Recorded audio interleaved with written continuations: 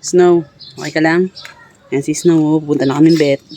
Wala, bakit may sugat yung tenga niya? Medyo nagsusuka-suka siya ng parang plema na white na lang. Ang ingay naman. Papa, ba? Okay, nandito na tayo ngayon sa ano. Ayan, Tulyahan, Ugong Bridge.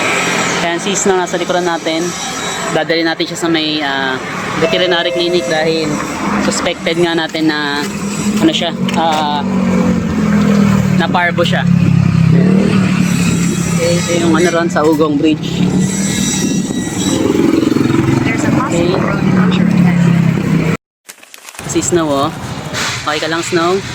Kaya dito natin siya nadala sa ano, pet match animal clinic and grooming. And bago yata to kasi yung vet niya doon para sa kabila. Ito na yung mas malapit, okay na to. Siguro na marunong naman yung ano ron, yung magche-check dito.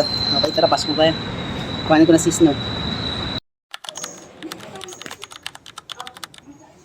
Oh, yan na. Snow. Snow. Snow. Okay ka lang dyan, Snow.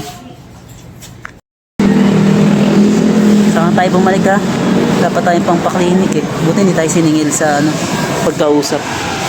Dito, okay naman. Hindi tayo siningil. Mabait naman sila. Kaso yung pa-check up sa'yo, check upin daw yung dugo mo, magkano rin? 1,000 plus, wala tayong pera. Pabalik muna tayo. Tingin tayo sa kabilang vet. Baka mas mura yung check up. Hindi yung check up. Sabihin yung test. Bye-bye. Okay, wala na pala sila dun sa may ano.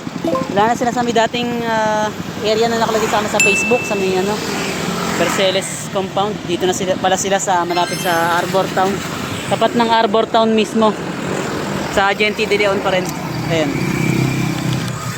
Bet name niya. Okay, tara, pasok na tayo. Sana mura lang dito, pero mukhang maganda eh. Mukhang mamahalin. Pero check natin.